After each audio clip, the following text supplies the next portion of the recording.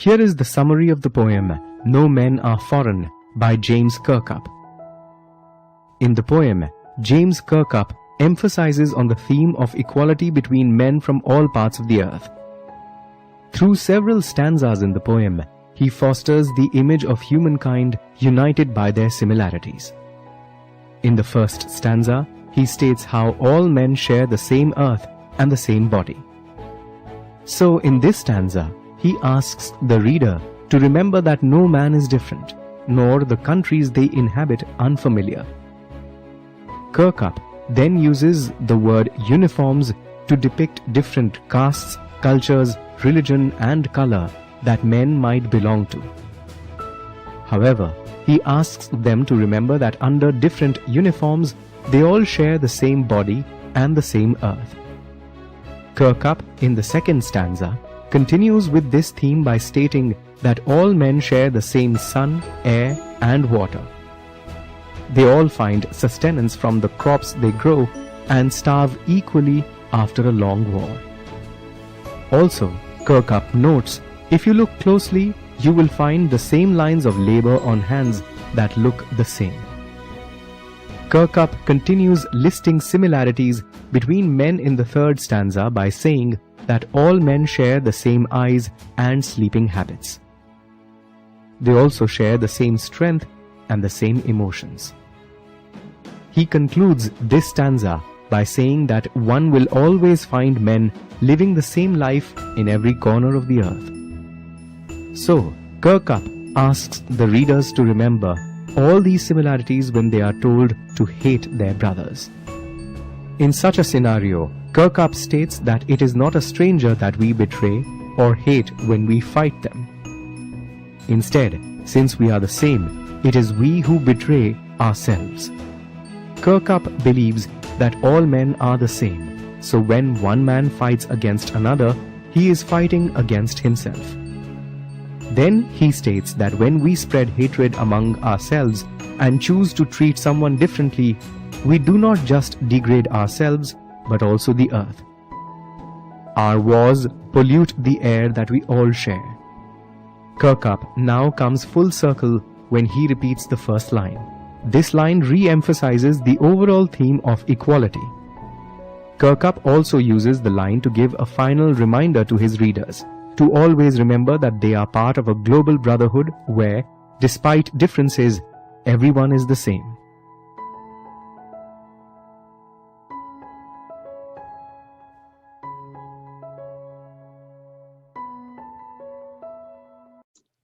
So let us start today with the two more poems over here, along with your grammar video lecture also. That will be sent along with this. There will be two videos will be sent today. One will be poem 5 and 6 and the other will be grammar, right? The third part of tenses, revision lecture. Now the first one, poem 5, A Legion of the Northland. Now this poem is a legion of an old lady who made Saint Peter very angry. That is who angered Saint Peter because of her greed. She was so greedy that she made Saint Peter angry. And then see that how the curse of Saint Peter falls on this lady. Away, away in the Northland, where the hours of the day are few. मतलब जहाँ पे अंधेरा ज़्यादा रहता है, दिन के घंटे कम रहते हैं, मतलब कि उजाला कम रहता है. And the nights are so long in winter that they cannot sleep them through. और रातें इतनी लंबी होती है, मतलब कि अंधेरा ही कुछ इतना लंबा हो जाता है विंटर में, तो इतना लंबा तो सो भी नहीं सकते लोग. In the region, मतलब अब यहाँ पे जैसे ये पार्ट में हर बार की तरह, it will be an explanation. In the region around the North Pole, that's in Northland, the duration of the day is less because its position is such that the sun rays reach for a very less time. When this area is experiencing winter, the duration of night is very, very long and daytime hours are very less. Now here, they, it refers to the people who live in this Northland. The poet says that the duration of the nighttime is so long that people cannot sleep them through. Now, इतने सारे रात के घंटे वो सो नहीं सकते. If they go to bed, take a few hours of sleep and then they wake up, it is still night time. He wants to emphasize on the fact that the duration of the night is very long. When they harness the swift reindeer To harness means यहाँ पे लिखा हुआ है to tie the reindeers with a rope to a sledge so that it can be used for transportation. जैसे बर्फीली जगह पे काफी स्नोफॉल रहता है वहां पे दे हैव रेनडियर के साथ एक स्लेज बंधा रहता है और वो ट्रांसपोर्टेशन के लिए यूज होता है usually like camel cart in desert. वैसे यहाँ पे रेनडियर के साथ अटैच स्लेज. स्विफ्ट मतलब something that runs very swiftly. Sledge तो पता ही है रेनडियर के पीछे लगा रहता है. A vehicle on runners for conveying that is for sending the passengers और to transport the goods over snow or ice, often pulled by draught animals. So when they harness the swift reindeer to the sledges, मतलब sledge के साथ जब fast reindeer को बांध देते हैं, when it snows and the children look like bears cubs in their funny furry clothes, the Northland region experiences severe cold condition. It's very snowy. That is, it is a snowy area. And the reindeer is an animal which is found in this polar region. People tie the reindeers to sledges and then the reindeers pull the sledges.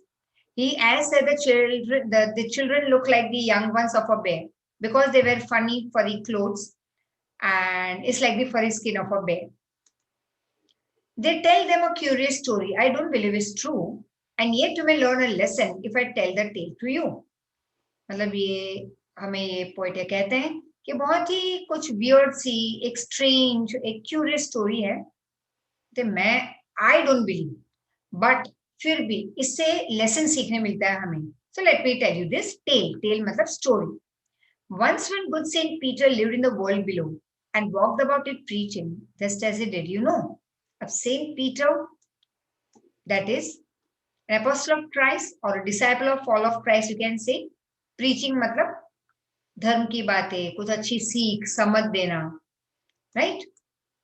So in line 1 over here, they refers to the parents or elders and them refers to the children or the younger generation. The elders of the Northland region tell a strange and interesting story to the younger generation. And the poet says that he doesn't think that this story is true. But if he tells the story to the reader, maybe the reader could learn a lesson from it. इससे सीख मिलती है हमें, of course. दो ये story सही सच ना हो, true ना हो, फिर भी सीख मिलती है इससे. There's a message. It gives us a lesson. The story gives an important message. The story is about Saint Peter. There is a follower of Jesus Christ. When Saint Peter used to live in the world and went around giving religious lectures, जैसे कहते हैं जैनों में व्याख्यान, Brahmins जो सत्यनारायण की कथा सुने जाते हैं तो वहां पे रिलीजियस टॉक्स होती है, समझ देते हैं लोगों को जिंदगी के बारे में, सच्चाई के बारे में, गलत क्या है सही क्या है, तो उसको हम कहते हैं प्रीचिंग. तो सेंट पीटर प्रीच करते थे वर्ल्ड में to the people just like all of the saints do. And then an incident happened. फिर कुछ ऐसा हुआ उनकी लाइफ में. Let's see what happened. Very interesting. He came to the door of a cottage in travelling round the earth. अब घूमते घूमते cottage के दरवाजे पे आए. अब ये है hearth, the fireplace where you do cooking. Where little woman was making cakes and baking them on the hearth. अब उन्होंने देखा कि एक लेडी यहाँ पे केक बना रही है and she was baking them. For being faint with fasting, for the day was almost done, he asked a former store of cakes to give him a single one. When Saint Peter was moving round the world, giving religious lectures to the people, he reached the door of a cottage where a small woman was making cakes. She was baking the cakes in the fireplace. As Saint Peter had not eaten anything the entire day, पूरे दिन कुछ खाया नहीं था Saint Peter ने, तो बहुत ही भूख लगी थी. He was feeling weak. And so he was very hungry and was feeling weak. So he went to this woman who was baking cakes and he asked for one cake out of the many cakes that she had baked. So she made a very little cake. फिर उसने एक छोटी सी cake बनाई उनके लिए. And as if baking lay, she looked at it and though it seemed too large to give away. Very interesting. I'll explain you. Very interesting. Therefore she needed another. Needed मतलब एक नया आटा बनाना cake का flour. And still a smaller one. और छोटी cake बनाने की कोशिश की. But it looked when she turned it over as large as the first had done. This woman was very greedy, selfish. She didn't give the cake from a store. Instead उसने सोचा छोटी सी cake बना देती हूँ Saint Peter के लिए. She didn't want to share her things with other people. और वो भी मुफ्त में. But when she put the cake for baking, तो देखा तो ओ बाप रे ये केक तो बनने के बाद फूल चुकी थी और बड़ी लग रही थी. किसी को नहीं दे पाएगी इतनी बड़ी cake. She looked at it and thought that this cake was too big to be given to someone free of cost. And this conjurous lady, greedy, miser, woman thought that the cake was too big to be given away. तो फिर से उसने एक छोटे से cake के लिए आटा बनाया. और ये केक भी जब बनी, when she looked at this other cake also, she again felt, oh my God, this is as big as the previous one. I can't give this. Again, she was not ready to give this smaller cake to Saint Peter. Then she took a tiny scrap of dough. Dough मतलब जो आटा बना लेते हैं, आटा गूंद लेते हैं, kneading dough, and rolled it flat and baked it thin as a wafer. But she couldn't part with that. For she said, oh, my cakes that seem too small. When I eat of them myself, I yet too large to give away. So she put them on the shelf. Now the third time she took a very small amount of dough. Don't say duff, it is dough. And rolled it.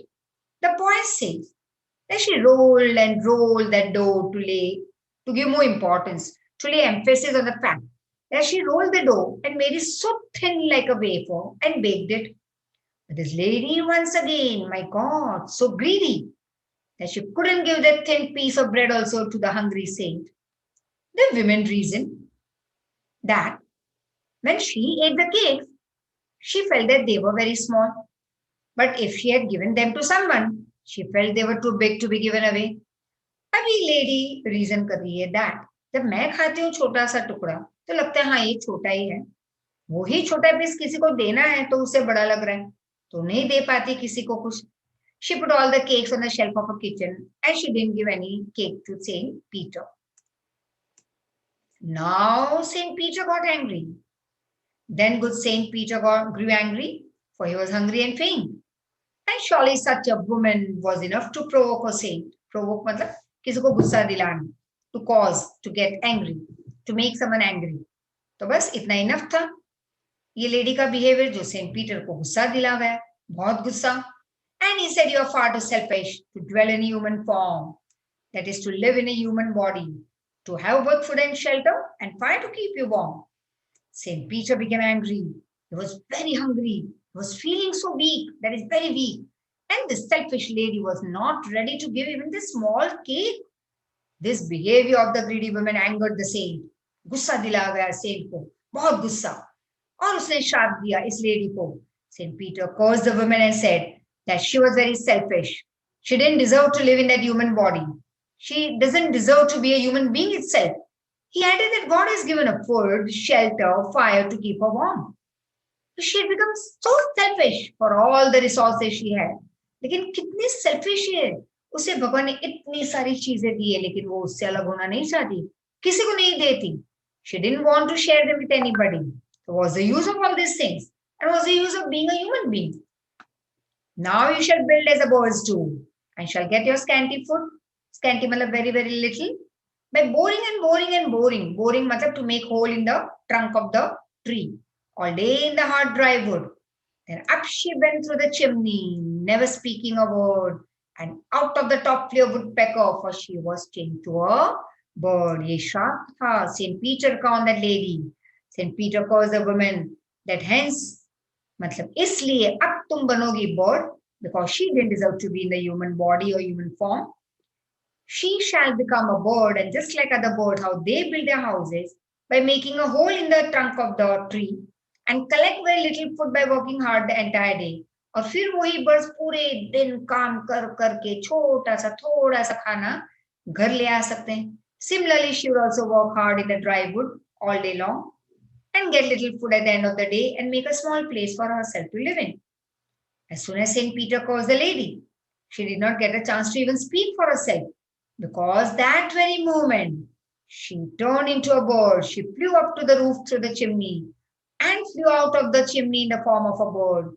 St. Peter's curse had converted the woman into a bird. And she had a scarlet cap on her head. Scarlet means red cap on her head. Matlab, the bird has that red cap over your woodpecker. And that was left the same. बस उतना ही था उसके पास रह गया था. But all the rest of her clothes were burned. बाकी के सारे कपड़े जल चुके थे. Black as a coal in the flame. And every country schoolboy has seen her in the wood. हर एक बच्चा, country मतलब English में गांव, town. I would say village, of course, suburb area, developing area. तो हर एक कंट्री का school जाता हुआ बच्चा उन्होंने देखा है वुड में, जंगल में, फॉरेस्ट में इस बर्ड को, जो पहले लेडी थी. Where she lives in the trees till this very day. This very day मतलब आज तक वो वहीं पे रह रही है. Boring and boring for food. Written by Ford Carey. Now when the woman turned into a bird, at that time she was wearing a red colored cap on her head. This cap was there on the bird's head also, but the woman's remaining clothes had burned and turned black in color just like coal. People who live in the countryside, even the small children who go to school, have seen this kind of bird in the woods. They see that she stays there all day. अब ये बच्चे क्या देख रहे हैं? That she stays there all day and keeps on digging the wood with a beak to collect her food. Whenever any child sees this kind of bird, then his elders tell him this story. And they say that the bird used to be a woman earlier. तो बड़े बूढ़े यही story बच्चों को कहते रहते हैं. She was very greedy and so she was cursed by Saint Peter and she was turned into a bird. They get a teaching that they should not be greedy. Very interesting. Now this is a not very long, a short poem compared to poem 5. No men are foreign. So be ready for your today's late evening test online MCQ. Okay? So no men are foreign. Introduction. The title No Men Are Foreign means that no men belong to another country. The poet wants to say that all men are same, all men are equal, all human beings, men or women, all. He wants to promote, that is to spread the concept, that is the thought of universal brotherhood. In this poem, the poet wants to tell us that everyone in this world is same. All people, all men are same. They eat, they live, they die the same way. Everyone gets the bounties of nature like sunshine, land, etc. in equal measure. And we can also say that it's a peace poem. Remember, no men are strange, no country is foreign. Beneath all uniforms, a single body breathes. Like ours, the land our brothers walk upon is earth like this in which we all shall land. Beneath matlab under and strange matlab unknown, weird. In the first line, the poets say that no men are strange. कोई unknown नहीं है हमारे लिए. No country is foreign. So he is attempting to remove the borders from the earth, which have been made or erected or created to separate different countries. So all these things have been erected to separate all the nations on the planet. Then only no country will be foreign. अगर ये border हम निकाल दें तो एक भी country हमारे लिए foreign होगी ही नहीं. We will feel every country as our own land. When there will be no borders, everyone will be free to move around. The poet wants to say that the entire earth is one and all the people who live on this earth belong to one human race. तो हम सब एक human race को follow कर रहे हैं. हम सब एक ही family के हैं. Then he says that inside the uniform worn by soldiers of different countries, the human being is the same. तो यूनिफॉर्म अलग अलग है, आर्मी के ड्रेस अलग अलग है, लोगों के कपड़े अलग अलग है अलग अलग कंट्री में, लेकिन human being is same. God has made all of us in a similar way, all breathe in the same way. And then he says that all the soldiers are our brothers. We all walk upon the same Mother Earth, and upon our death shall lie in the grave in the same earth. Right? So then he says that all the soldiers are our brothers. We all walk upon the same Mother Earth. हम सब भाई बहन हैं, सब इसी धरती माता पे रहते हैं, इसी पे चलते हैं. And upon our death, मरने पे सब इसी जमीन पे लेटे हुए होंगे और they shall lie in the grave in the same earth. Right? यहीं पे सबकी सेम कब्र भी होगी. So the next one. So the next is that the two aware of sun and air and water are fed by peaceful harvest, by wars long winter stout. Their hands are ours and in their lines we read, a labor not different from our own. They here refers to those people who belong to other countries. We call them foreigners and discriminate them and fight with them also. तो बस यहाँ पे दे बताया गया है दूसरी country के लोग, अब हम उनको फॉरेनर्स कहते हैं, तो दुश्मनी होती है कई ऐसे फॉरेनर्स के साथ, मतलब दूसरी कंट्री के साथ हम उनको डिस्क्रिमिनेट करते हैं, मतलब अलग मानते हैं हमसे, फाइट विद देम आल्सो.